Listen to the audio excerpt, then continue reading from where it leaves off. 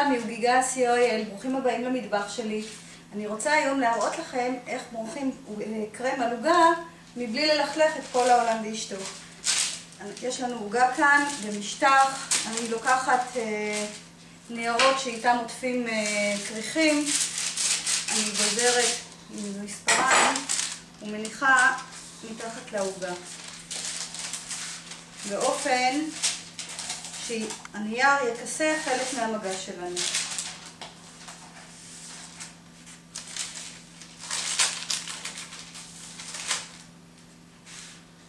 ועכשיו כשאני מורחת את הקרם, מה שיפול על הנייר יישאר על הנייר.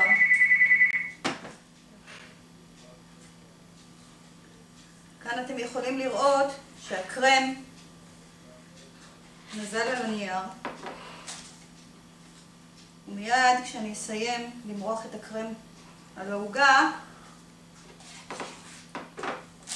אנחנו נשליך את הניירות לפח והמשטח שלי יישאר נקי ומצוחצח.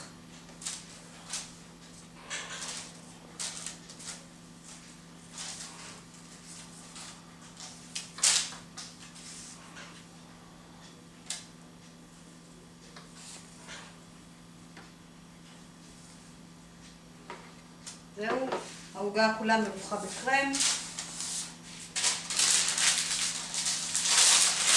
אני אוספת את הנייר.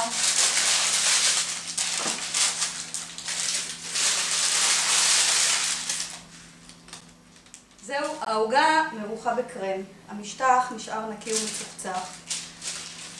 תודה רבה לכם. להתראות בטיפ הבא.